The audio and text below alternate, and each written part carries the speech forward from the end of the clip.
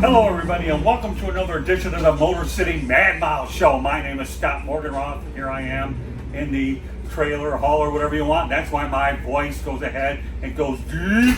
Anyways, I'm pleased to be joined by Roman DeAngelis. And Roman, welcome to the big show. Thank you.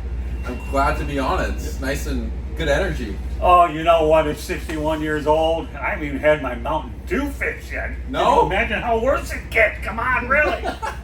All I've had is 89 degrees here in Sebring, Florida, and it is brutal out there with that humidity. But I'll tell you what, we're going to go out there and talk it up here and talk about you. So tell me, what did it take for you to win your first IMSA championship in 2022?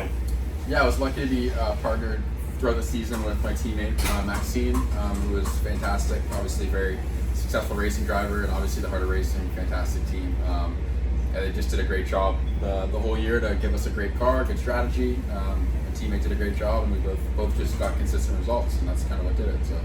So tell me more about your racing background. So I raced go-karts in Canada, originally from Canada. Did go-karts when I was about 6. Then I moved to Formula Ford when I was about 13 or 14. Then started racing in what's now known as the Carrera Cup North America from when I was 15 to when I was 18. Did the 24 Hours of Daytona when I was 17 with Audi Canada. That's how I met Ian James, who kind of runs the whole Heart of Racing operation. Became close with him, and then when they revived their program in 2019 or 2020, with Aston Martin Racing, I was one of the candidates, and I've been there ever since. So tell me about your experience over with the Rolex 24. I actually covered one a year ago, and that's quite the experience. But I can only imagine what it's like for you as a driver to take on that incredible track. You covered the one we won, I guess. If you covered the one a year ago, so yeah, it was pretty special to have won the 24 Hours Daytona. Obviously, the race I grew up loving, and to win that is pretty special. So, what are your thoughts about the Daytona Motor Speedway itself, internationally? Yeah, it's a fantastic place. Obviously, a lot of racing heritage. Any of these legacy North American tracks, like Indianapolis, Daytona, Sebring, they're all pretty special to go to just because of the history. So, what other racing circuits have you raced in? In America, quite a bit, pretty much all of them. Laguna Seca, Road Atlanta, and then quite a bit in Europe, some in Australia, some in the Middle East. So I've done a fair share of them now. What's your favorite track? I really enjoy Bathurst in Australia. There's a track in Canada called Tremblant, which F1 used to race on in the 60s or 70s, I think, and that's a fantastic track as well. So, when did you jump into your first race car? First car I drove was a Porsche 996 Cup car when I was 14. Okay, so tell me, what driver did you idolize growing up? I was always a sports car fan, so I kind of grew up watching. I used to love Alan McNish in terms of sports car racing. He was kind of the guy that I used to look up to. But other than that, I kind of just enjoyed racing. So your impressions of Sebring? I love Sebring. Yeah, I've been here quite a bit through basically all the cars I've driven in the past. And obviously to be here on this weekend during the 12-hour is super special. Some pretty iconic corners like 17, 1, turn 11. All corners that are super special and make the track, what it is. So yeah, it's a great place. How hard is it to win here? I know you've come up with a second, third place finish, but you haven't quite made it to the numero uno spot. That's the only Spanish I know, by the way. Yeah, I mean it's difficult, especially when you share the car with two people that have won it before. It's tough with Ian and Zach. Their egos are all up here, and I'm a little guy down here through the weekend. So I gotta get a win so I can be on the same level as those guys. But it's obviously very difficult to win. Lots goes wrong in this race. I think a lot of the stars have to align to get a good result here because of the nature of the race and how brutal it is. So we'll see if we can do that this weekend. Let's talk about iHeartRacing in general. Okay, I know that there's a lot of different types of outfits, but this one here, obviously, pun intended, I had a little procedure with the heart yesterday, but this brings things to perspective that you're racing for a much different situation than any ordinary thing, knowing that we're talking about a very health organ with the heart. How important is it to you to race for a cause? Yeah, it's awesome. I was fortunate enough in the Carrera Cup stuff I did before this to also, kind of partner with the Children's Hospital. And, coming here was kind of a similar situation with Seattle Children's Hospital.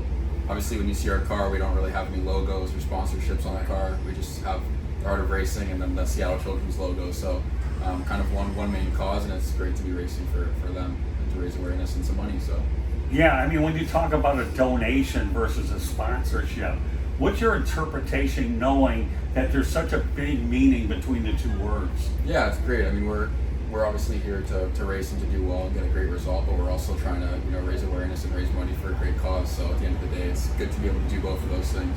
When you talk about the Sebring track in general, we know it's an old airport and all that. So what are the idiosyncrasies of this track that make it such a very difficult track for anybody? Because I know Jimmy Johnson actually raced on it, and a lot of big names have it, and they've been humbled by this track. Yeah, definitely humbled. I mean, it's super bumpy. There's very old school. There's not many room or much room to make mistakes here. So yeah, it's an old school American racing track. So it's very enjoyable, and it's also will bite you pretty quickly. So Have you ever had a chance to race at that 24 Hours of Le Mans? I have not, unfortunately, but hopefully one day that's something that I really hope to be able to do in my career. So we'll see. Yeah, I mean, because that's on my bucket list, being able to take that 24-hour race over at Le Mans. I conquered Rolex, and I think the one thing that was good about Sebring is I took out 2 12-hour races to prepare for this one, and now I did Rolex 24, and now I'm back, so I'm almost thinking, man, this endurance thing isn't too bad. How did you get hooked on endurance racing? My dad was always a sports car racing fan, so that was kind of the first form of motorsports I was exposed to growing up. So I kind of always grew up watching IMSA and the World Endurance Championship.